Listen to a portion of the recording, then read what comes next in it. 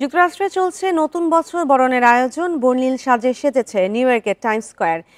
এ নিয়ে আরো জানাতে নিউ ইয়র্ক থেকে যুক্ত হচ্ছেন সহকর্মী এস.এম. সোলাইমান। সোলাইমান, একটু আগেই জেনেছি আয়োজনের প্রস্তুতি শুরু হয়ে গেছে। দর্শনার্থীদের উত্তেজনা কেমন এবং বৈরী আবহাওয়ার উৎসবের আয়োজনটা কতটা বাধাগ্রস্ত?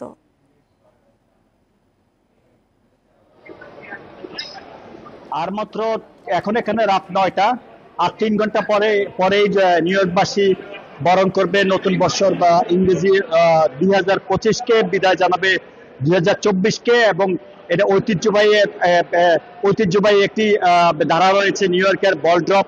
এবং এই 120 বছরের ঐতিহাসিক এই বল ড্রপ অনুষ্ঠিত হবে রাত 11টা 59 মিনিটে।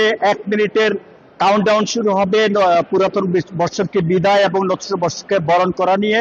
1 মিনিট 1 2 3 করে 1 মিনিট 60 সেকেন্ড পর্যন্ত চলবে। এবং এই বল ড্রপে মিলিয়ন কণ্ঠে এই বল ড্রপ কাউন্টডাউন হবে এবং এই কাউন্টডাউনের মধ্য দিয়ে বিদায় হবে পুরাতন বর্ষর এবং নতুন বর্ষকে বরণ করা হবে। তবে এই বর্ষের বর্ষবরণটা আসলে এই এখানে রাত এখন থেকে আধা ঘন্টা আগে প্রচন্ড বৃষ্টি শুরু হয়েছে এবং আবহাওয়া অধিদপ্তর বলছে রাত 11টা নাগাদ, অর্থাৎ নতুন বর্ষের বরণের আগেই 1 ঘন্টা আগ থেকে ভারী বর্ষণ শুরু হবে। এই ভারী বর্ষণের সময় কিন্তু নিরাপত্তাজনিত কারণে এই 10 লাখের বেশি মানুষের নিরাপত্তার কারণে কোনো ছাতা, ব্যাগ কিংবা কোনো প্রোটেকশন কোনো কিছু ব্যবহার করতে দিচ্ছে না নিউ ইয়র্ক পুলিশ। কারণ 50,000 নিরাপত্তা বাহিনী এখানে নিরাপত্তায় কাজ করছে।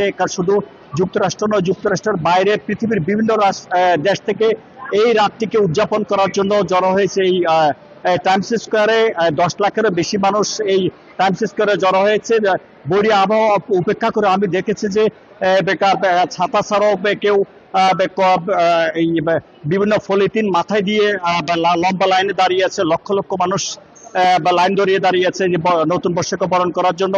1904 সালে এই বল ড্রপ শুরু হয় এবং এই এখন 2024-এ 120 বছরের এই ঐতিহাসিক বল ড্রপের উচ্চতা 12 ফিট এবং প্রস্থ 12 ফিট। এবং এই বল ড্রপে ব্যবহার করা হয়েছে 2600 ক্রিস্টাল লাইট বিভিন্ন রঙের।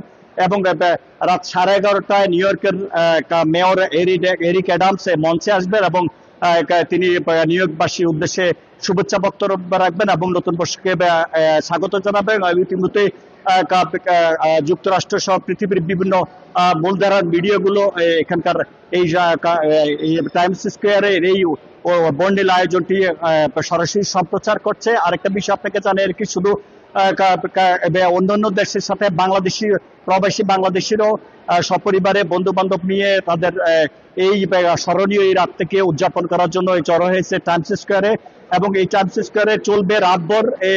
আজ দুপুর 2টা থেকে শুরু হয়েছে মানুষের দর্শনার্থীদের ভিড় এবং সেটা মধ্যরাত অর্থাৎ রাত 1টা পর্যন্ত এই মানুষের ভিড় চলবে। যত ঝড় বৃষ্টি যাই হোক, কিন্তু মানুষের মানুষ তার জায়গা থেকে লাইন ধরা থেকে কোনো পিছিয়ে যাচ্ছে না। আরেকটা বিষয় আপনাকে জানিয়ে রাখি যে নিরাপত্তাজনিত কারণে এখানকার নিউ ইয়র্ক পুলিশ কমিশনার বলেছেন যে 50,000-এর বেশি নিরাপত্তা বাহিনী কাজ করছে। এবং এই ছিল এখানকার সর্বশেষ তথ্য। জি, নিউ ইয়র্ক টাইমস স্কয়ার থেকে জানাচ্ছিলেন সহকর্মী এস.এম. সোলাইমান।